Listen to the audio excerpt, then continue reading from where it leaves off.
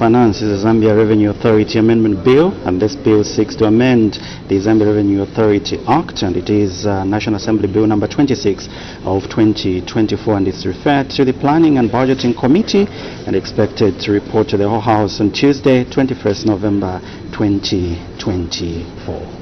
The Property Transfer Tax Amendment Bill, National Assembly Bill number 27 of 2024, has also been presented for first reading, and the bill seeks to amend the Property Transfer Tax Act and has since been referred to the Committee on National Economy, Trade and Labour Matters, whose report is expected by Tuesday, 21st November 2024. And the other bill is the Insurance Premium Levy Amendment Bill, National Assembly Bill number 28 of 2024, and this bill seeks to amend the Insurance Premium Levy Act of 2015. All right, and so those are the bills that are gone to the various committees for various consideration, and these are in support of the 2025 budget, and more so they are called money bills, and so they have been represented. Just remind our viewers that in this budget cycle, the implementation of policy which saw us discuss, or the budget being discussed by sector, and so the budget was presented to by the minister and then referred to various portfolio committees that have been considering these particular sectors as presented to the House, and now the money bills have since been presented also, and now being referred to the relevant committees. Just about now, we'll take you to the floor, and seemingly the Constitution, the quorum has been instituted. When business was suspended, the House was considering question number 71 on the order paper asked by the Honorable Member for Kalabo Central, and the Honorable Minister of Fisheries and Livestock was responding to a supplementary question asked by the Honorable Member for Namwala. May the Honorable Minister continue. Mr. Speaker, I've even lost track of what the question was from the Honorable Member of Parliament. If he may repeat, please. The Honorable Member for Kalabo Central. Thank you, Mr. Speaker. Let me thank the Minister for widely and ably responding to the question, and that's how it should be. However, Mr. Speaker, there's a bit of need for effort. Samples could be collected. We'll still urge the ministry to put more effort on the release of results. Late release, non-release of results puts farmers in darkness. They wouldn't know the position of their heads. So on the labor, the skilled labor force of the ministry, how much are we getting assured that there will be additional effort to make them work harder? Thank you, Mr. Speaker. The Honorable Minister of Fisheries and Livestock. Thank you, Mr. Speaker. I was hoping that I'd preempted all the questions. However, my answer to that is in a form of assurance. In my statement, I'd already indicated that equipment has already been procured, and we are asking for more staff through the Treasury. Once we are given authority to recruit, we'll be able to employ the required staff, and it is anticipated that we should be able to give out results as quickly as possible. I submit. Thank you. Next question, the Honorable Member for Lukasha.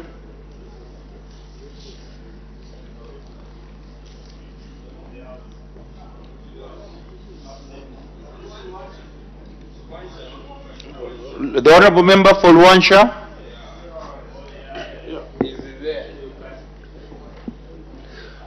Thank you, Mr. Speaker. The people of Luansha, in particular Kapupulu, would like to ask question number 72. The Acting Minister of Infrastructure, Housing and Urban Development. Thank you, Mr. Speaker. Mr. Speaker, the Honorable Member of Parliament for Luansha, Mr. Simbao, asked the Minister of Infrastructure, Housing and Urban Development the following questions. A, why the construction of a staff house at Kapupulu Health Center in Luansha Parliamentary Constituency has stalled? B, when the project will resume? And C, what the time frame for the completion of the project is? Mr. Speaker, our response to the questions are as follows. A, the construction of a staff house at Kapupulu Health Center in Luansha Parliamentary Constituency stalled due funding constraints. B, the project will resume once funds to continue the works are secured. C, the estimated time frame for completion of the project is 6 months. Thank you, Mr. Speaker. Any supplementary question? The Honorable Member for Ron. Thank you very much, Mr. Speaker, and Minister, thank you very much for that response.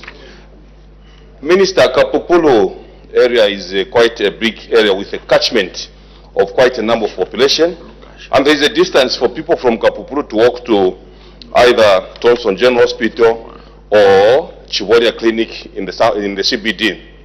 This is a staff house which has stored. Are there no interim measures, Honorable Minister, that you can assist the Member of Parliament to complete this staff house so that at least it can cater for health personnel to stay there so that they can attend to cases of various ailments? I submit. The Acting Minister of Infrastructure, Housing and Urban Development. Thank you, Mr. Speaker. Mr. Speaker, I want to state that this particular project was initiated by the community within the constituency. Government, however, procured roofing sheets, window frames, and door frames, while the community's contribution was molding of blocks and labor. The health post has been completed. But for the staff house, we are considering using CDF through the good leadership of my colleague, the Honorable Member of Luansha Central, and I have no doubt that this particular project will be done. The percentage progress on the works is 20%. Thank you, Mr. Speaker. The Honorable Member for Luansha. Thank you, Mr. Speaker. I always want to thank Honorable Chivoye for the way he really backs Luansha constituency. It's very sad, Honorable Minister, that maybe we are not given the facts. If you checked the storeroom, for the house, the roofing sheets, 500 bags of cement, they were all there. Everything was there. The paints, they were all there to do the house, except that we don't know where they've been moved to. And this is why the people of Kapupulu, they are claiming the things because they saw them. They are claiming that if the ministry can bring them back to Kapupulu and finish the house. If they've been taken to build a different house for the clinic, then that's fine. But if they've been taken for personal use, please help us to have them back. Thank you. The Acting Minister of Infrastructure, Housing and Urban Development. Thank you, Mr. Speaker. Mr. Speaker, with that information, I will report that matter to myself and take appropriate action so that we can recover the items from whoever collected them. The Honorable Member for Luansha. I'm satisfied, Mr. Speaker. The Acting Leader of Government Business Adjournment. Mr. Speaker, I beg to move that the House do now adjourn. As no notice of an item for debate on the motion of adjournment of the House has been received, I put the question. The question is that the House do now adjourn. Any debate, any objection? The question is agreed to. The House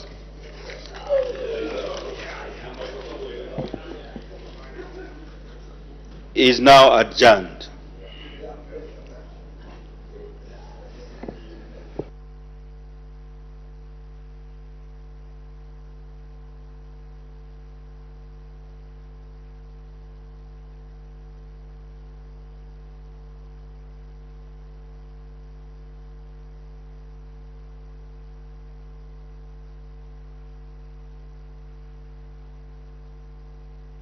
Mr. Speaker, leading out the way out of the chamber, signifying end of business for today after House has just adjourned just a few minutes, under a minute away, or rather ago. And just before that, then we'll just take a quick look at how the day has been from the time that business resumed at 14:30. A day which began with an announcement by Honorable Second Deputy Speaker, which informed the House that in the absence, it's been informed that in the absence of Her Honor the Vice President, who is the leader of government business in the House, Honorable Minister of Home Affairs, Honorable Jack Wimbo, had been appointed acting leader of government business from today, Wednesday 30th October, until further notice.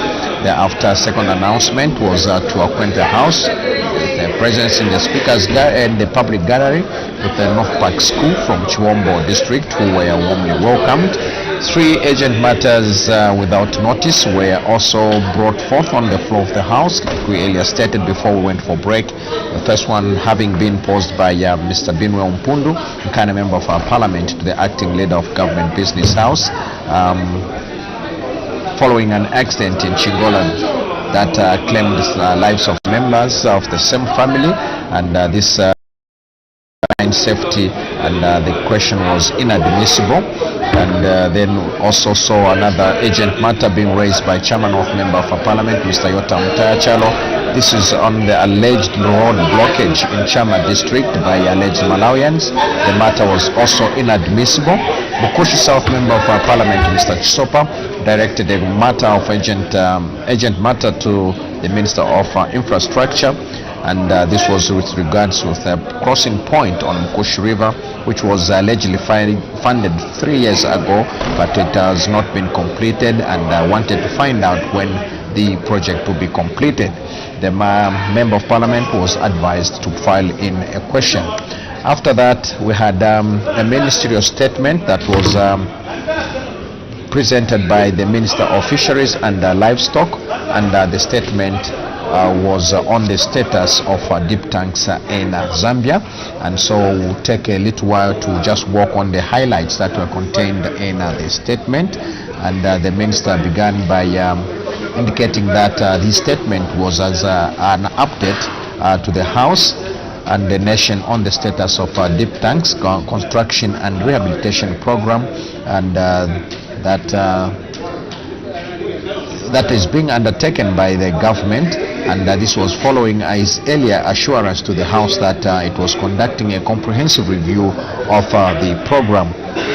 The Minister further informed the House that deep tanks, or rather pledged dips, which otherwise are called deep tanks, are the preferred method of dipping large number of livestock, especially cattle, and that if constructed and used correctly, the pledge dips ensure complete wetting of animals, especially important areas such as inside the ears and under the tail, where ticks are usually found.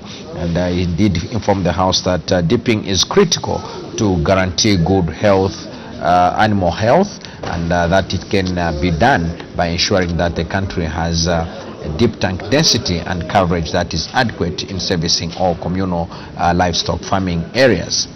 He therefore indicated that it is therefore important to note that deep tanks take key to the growth of the livestock sector, which contributes to estimated 35% to the agriculture agriculture gross domestic product, which is GDP. Informed the House that the sector's GDP is also the only sure way that the country can break into the export market for livestock.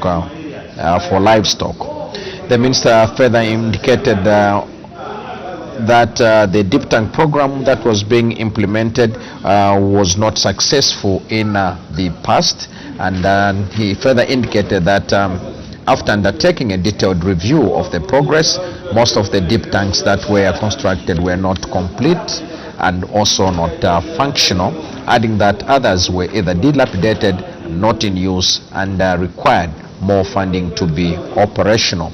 He further highlighted that government places livestock high on the economic agenda of the country and is keen to ensure that enhanced production and productivity of livestock through provision of required infrastructure.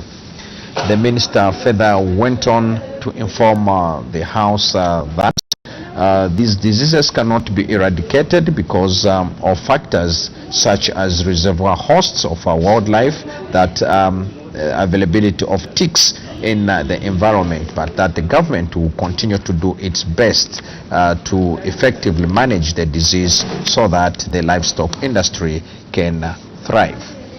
The minister also put a total cost of highlighted the total cost of deep tank program, which stood at estimated at 58,180,091 kwacha, and that initially the program was funded through the Eurobond in 2014, and that additional funds were later sourced through the Treasury, and that a total of 43 million had been paid rather to contractors, and leaving an outstanding amount.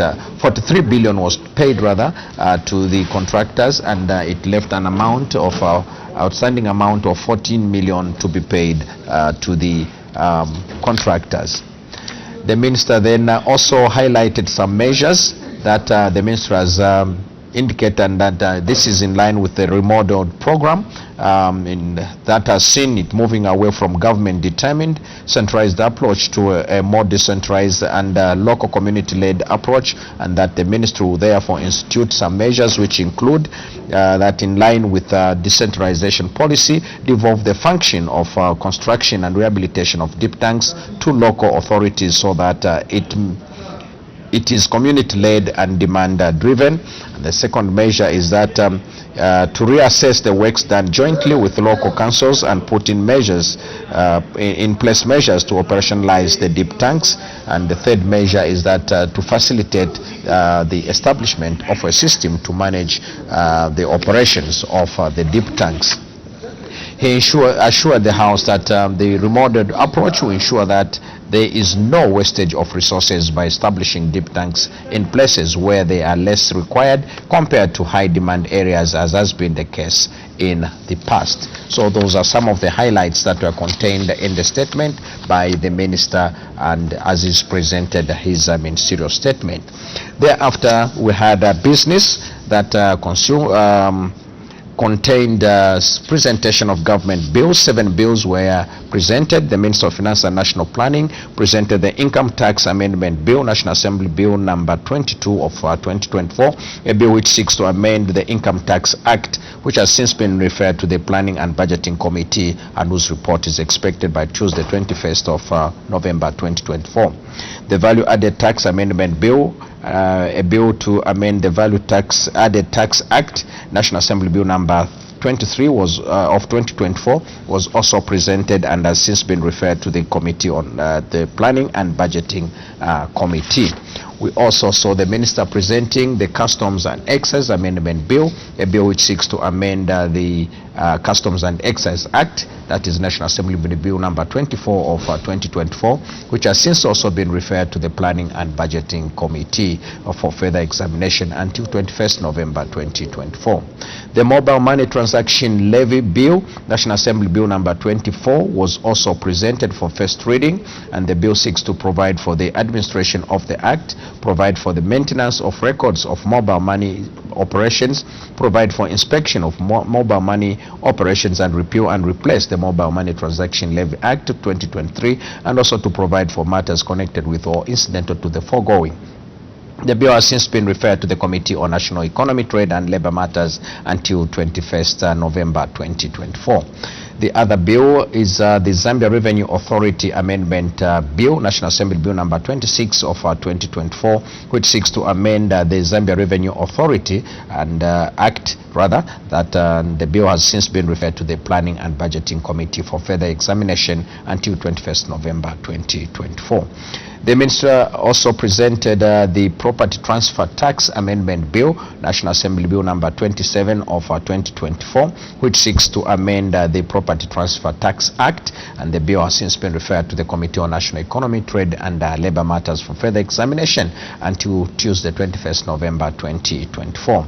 The Minister then also presented the Insurance Premium Levy Amendment Bill, National Assembly Bill number 28 of 2024, a bill which seeks to amend the Insurance Premium Levy Act of 2015, and the bill has since been referred to the Committee on National Economy, Trade and Labour Matters, and will be considered until Tuesday, 21st November 2024. 9 questions appeared on the order paper, and among them Ms. Swangle Mwamba, Kasama Central Member of our Parliament, and the question was asked on her behalf by Lukasha Member of our Parliament, Mr. George Senga, posed to the Minister of Green Economy, and wanted to find out whether the government had any plans to sell staff houses for the Forestry Department in Kasama District to sitting tenants. And the Minister informed the House that government had no immediate plans to sell these houses, as they are located within a gazetted protected forest area. Some of the questions also came from Mr. Katakwe did pose a question to the Minister of Information and Media, and wanted to find out how financially viable the Zambia National Broadcasting Corporation was in meeting its operational costs, and whether the 5 kwacha monthly TV levy is sufficient to sustain its operations. The Minister informed the House that the current liquidity position of ZNBC is inadequate to even meet its direct costs, which stand at about 20.2 million kwacha against its total revenue of 13.3 million kwacha, which includes 3.8 million kwacha monthly TV levy. And with regards to whether the TV levy is sufficient, the Minister informed the House that the TV levy is inadequate to sustain the operations of ZNBC, and since the levy has been at 5 kwacha for a long time, the Ministry is currently considering to review the levy, and at an appropriate time, where all things being favorable, he will come back to the House with more details as when the review is concluded, and projecting to increase the levy in order to sustain the operations of ZNBC. Bangalore Member of our Parliament, whose question was asked on his behalf by Chamber Member of our Parliament, was to the Minister of Finance and National Planning, wanting to find out how much foreign debt the government owed as of August 2021. So those are some of the highlights of the questions that were posed today, including one that was posed by Kalabo Central Member of our Parliament, Mr. Chingamiyutu, to the Minister of Fisheries, with regards with how many veterinary laboratories were functional countrywide as of July 2024, in which the Minister indicated that there are 8 functional diagnostic laboratories that are situated at provinces, which include Central Province, Choma, that is in Southern Province, Chipata in Eastern Province, Mongu in the Western Province, Ndola in the Copper Belt, Solwezi in the Northwestern Province, Kasama in Northern Province, and also Isoka in Muchinga, bringing a number to 8 diagnostic laboratories, and he informed the House in Part B, where the member wanted to find out whether there are any provinces without functional laboratories, and the minister responded in the affirmative and named the provinces as Luapula and Central Province. And with this regard, he indicated that these two are not covered in the meantime because of their close proximity to functional laboratories, and that the ministry is currently looking at putting up provincial laboratories in the 2 provinces. And so that contained some of the questions whose highlights I've just indicated. And if you missed our broadcast, please do join us in our late evening rebroadcast of today's proceedings. And upon completion of business on the order paper, the House has since adjourned until tomorrow, which is Thursday, the 31st of October 2024 at 14:30 hours. On behalf of my colleague, who currently is not available, Posent Ndovi, and on sign language, Jason Amanda, and the entire production team, I've been your presenter as well, Julius Musmali. Wish you a lovely evening and God's blessings. Bye-bye for now. Keep watching Parliament Television.